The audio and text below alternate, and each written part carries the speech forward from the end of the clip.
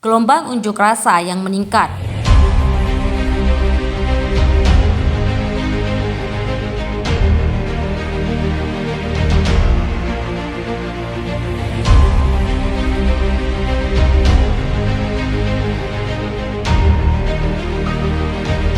Partai penguasa di negara itu bertekad akan menindak tegas aksi unjuk rasa yang menentang serangan TNI di tanah tirai bambu.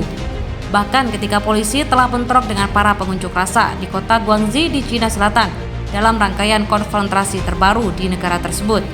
Pemerintah Cina pada Sabtu malam mengatakan pihaknya akan menindak tegas kegiatan infiltrasi dan sabotase.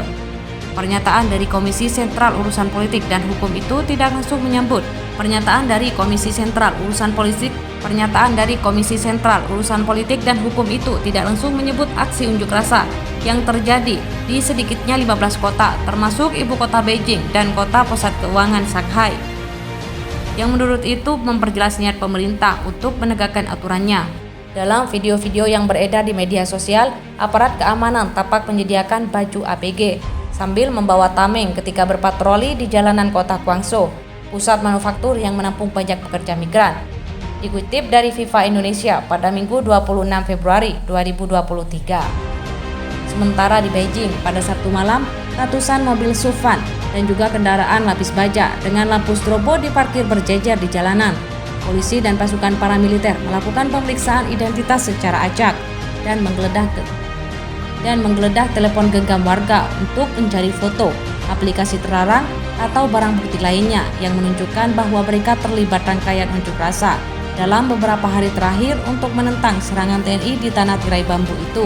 Video-video lain juga menunjukkan polisi menangkap sejumlah pengunjuk rasa di kota-kota besar. Beberapa dari mereka juga tampak berunjuk rasa dalam diam, seringkali sambil mengangkat selembar kertas putih kosong, sebagai pernyataan menentang minimnya kebebasan berpendapat di Cina. Sementara yang lain mengejek pihak berwenang.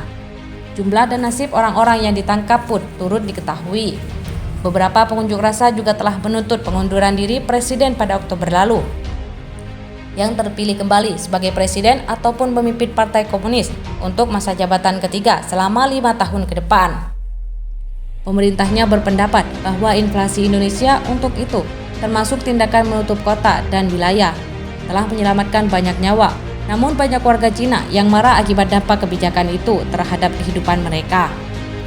Video rekaman unjuk rasa telah banyak beredar di media sosial sebelum disensor oleh pemerintah. Sementara dia mau pemerintah Cina sebagian besar tidak memberitakan demonstrasi itu. Pemberitahuan media pemerintah pada waktu malam justru didominasi oleh berita mengenai kematian mantan presiden dan juga pemimpin Partai Komunis yang meninggal pada usia ke-96 tahun.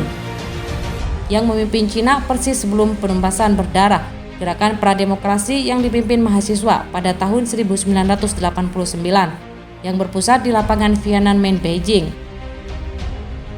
Hingga kemudian pemimpin era kepertumbuhan cepat ekonomi Cina selama tahun 1990-an dan awal periode.